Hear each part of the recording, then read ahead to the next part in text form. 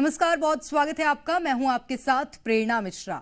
मध्य प्रदेश में आप आए दिन अजीबोगरीब घटनाएं सुनते होंगे, लेकिन क्या आपने कभी सुना है कि मंदिर भी रातों रात गायब हो जाते हैं? सीधी में कुछ ऐसा ही हुआ। यहां एक मंदिर अपने आप गायब हो गया। कहां गया किसी को पता नहीं। अब मंदिर की जगह पर बचा है सिर्फ एक गड्ढा।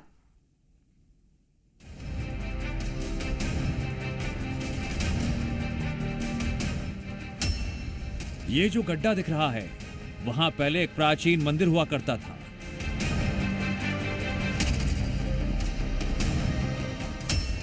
वो मंदिर जो रातों रात कहीं गायब हो गया।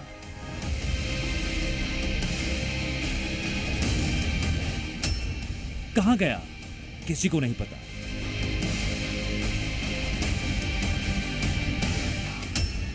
धरती में समाया या आसमान निकल गया।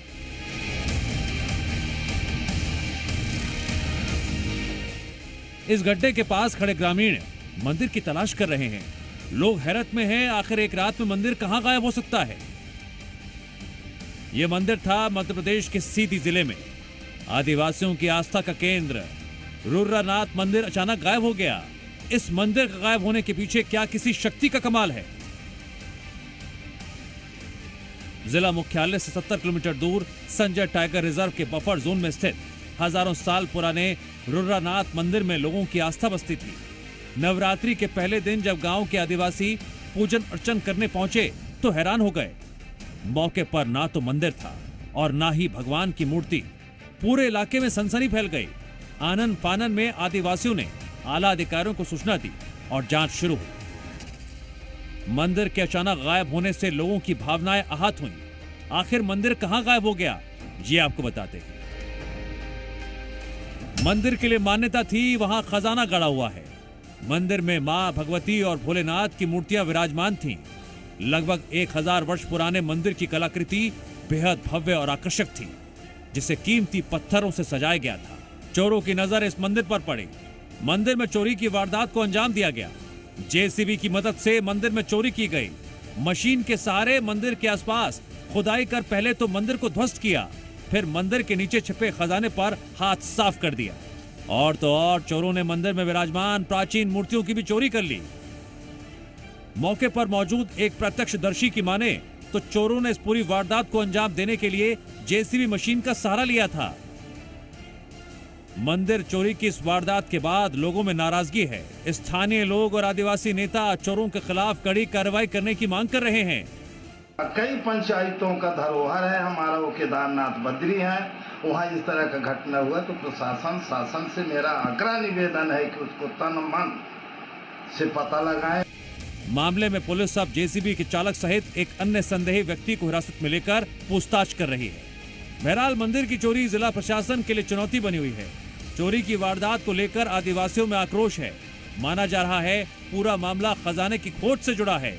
चोरों ने एक बड़े खजाने को हासिल करने के लिए मंदिर चोरी की वारदात को अंजाम दिया। अब देखना यह है पुलिस और संजय टाइगर रिजर्व की संयुक्त टीम कब तक मंदिर चोरी का खुलासा कर पाने में सफल होती है। ब्यूरो रिपोर्ट, जी मीडिया।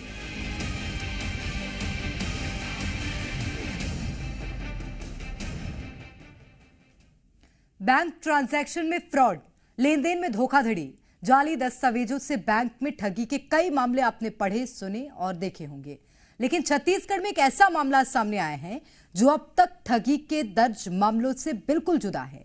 किसी फिल्म की तरह अपराधियों ने यहां भारत के सबसे बड़े बैंक की न सिर्फ फर्जी शाखा खोल दी, बल्कि बेरोजगारों को नौकरियां भी बांट दी।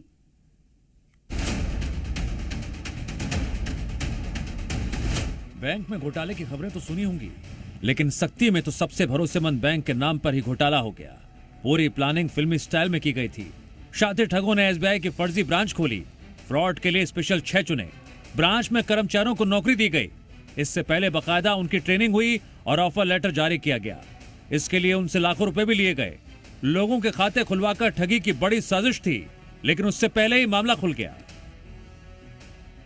छपोरा में फर्जी शाखा के बाहर बकायदा असली एसबीआई ब्रांच की तरह सूचना भी चस्पा की गई थी। इसमें समय के साथ अन्य बातें ग्राहकों के लिए देखी गई थी। अब आपको इस फ्रॉड की पूरी कहानी सुनाते हैं। पहले आपको ये बताते हैं बैंक के फ्रॉड का खुलासा कैसे हुआ। 27 सितंबर 2024 को एसबीआई बैंक के फर्जी शाखा में पुलिस ने छापा मारा। 6 कर्मचारी मौके पर काम करते मिले। पूछताछ में हैरान करने वाला खुलासा हुआ। एसबीआई में नौकरी लगाने के नाम पर पैसा लिया। पैसे लेने के बाद कर्मचारियों को ट्रेनिंग में भेजा। पुलिस जांच में सख्ती, एसबीआई ब्रांच फर्जी मिली। बैंक के कर्मचारियों को खुद नहीं पता था वो फर्जी बैंक में काम कर रहे हैं। अब आपको बताते हैं कर्मचारियों की नियुक्ति कैसे हुई। वैभवी कॉम्प्लेक्स में खुली इस कथित ब्रांच में 6 युवाओं को नियुक्ति दी गई। इन युवाओं से 2 लाख से लेकर 6 लाख रुपए तक लिए गए। देश के सबसे बड़े बैंक में नौकरी की चाहत में पैसे देने के लिए युवाओं ने कर्ज लिया और गहने तक गिरवी रखे। इन युवाओं को इंटरव्यू के जरिए चयनित किया गया, फिर ट्रेनिंग के नाम पर बुलाया गया और चयन के बाद कर्मचारियों को ऑफर लेटर भी दिए गए जो देखने में असली जैसे थे। इसके बाद इन्हें अलग अलग जिले में नियुक्ति देने की बात कही गई। मामले में पुलिस ने जांच करते हुए इस फ्रॉड के मास्टरमाइंड को गिरफ्तार कर लिया। उसने अन्य साथियों के नाम भी बताए जिनकी तलाश की जा रही है। सख्ती पुलिस को मोबाइल लैपटॉप के माध्यम से आरोपियों तक पहुंचने में सफलता मिली। आरोपी से 3 मोबाइल और कार जब्त की गई है, जिसमें मनरेगा कमेटी का जिलाध्यक्ष लिखा हुआ है। जो उसमें एम्प्लॉय थे, एम्प्लॉय से प्राथमिक तौर पर जब पूछताछ की गई तो ये पता चला कि उन लोगों ने भी नौकरी लगने के लिए पैसे दिए हैं। तो हमें अंदाजा हुआ कि कहीं ये ठगाए हैं या फिर पब्लिक को ठगने के लिए इस तरह का एस्टेब्लिशमेंट किया गया है। जब तस्दीक किया गया और जो टेक्निकल एनालिसिस पे ये पता चला कि एक आरोपी जिसके पास सभी केंद्रित हो रहे थे और उससे जब पूछताछ की गई अनिल भास्कर से, अपराध स्वीकार किया गया। उनके बैंक डिटेल और उनके पास से जो पैसे का एक्सपेंडिचर पता किया गया था, इस आधार पर उसने अपराध को स्वीकार किया है। कुछ संसाधन ऐसे पाए गए जो बैंक के संबंध में अपराध को पुष्ट कर रहे हैं और अपराध सबूत के आधार पर आज हम उन्हें गिरफ्तार करके रिमांड पर कर। इस फिल्मी बैंक फ्रॉड से बेरोजगार युवाओं को लूटने की प्लानिंग थी। निवेश के नाम पर लोगों को ठगने की प्लानिंग थी, लेकिन आरोपियों के समझने से पहले ही बैंक फ्रॉड का खुलासा हो गया। अब एक आरोपी पुलिस की गिरफ्त में है। पुलिस का दावा है जल्द से जल्द सभी अपराधी पुलिस की गिरफ्त में होंगे। ब्यूरो रिपोर्ट, जी मीडिया। डायन, ये शब्द सुनते ही मन में डर का भाव आ जाता है। दिमाग में डायन की छवि वाली तस्वीरें बनने लगती हैं। लेकिन छत्तीसगढ़ में नजारा कुछ अलग ही है। यहाँ एक गांव में मंदिर है जहां डायन यानी परेतिन माता की पूजा की जाती है, और अगर कोई उनके मंदिर के पास से उनका अपमान करते हुए निकलता है तो उसके साथ होती है खौफनाक अनहोनी।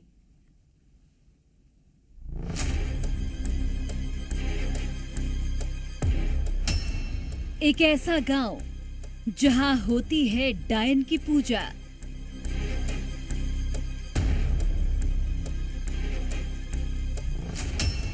वो डायन जो भरती है सूनी गोद।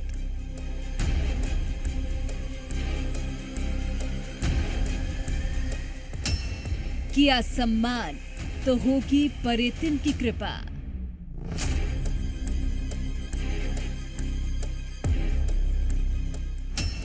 किया अपमान तो होगी खौफनाक अनहोनी।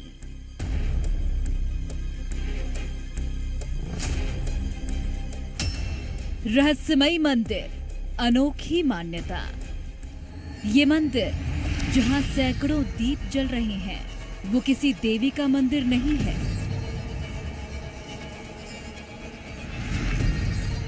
ये मंदिर जहां नवरात्रि पर मंत्रों का उच्चारण चल रहा है, वो 9 दुर्गा के लिए नहीं है।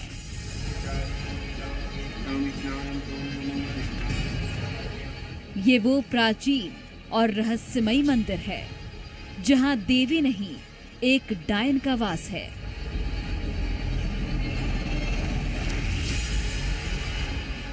जहां दुर्गा नहीं, परेतिन की पूजा की जाती है।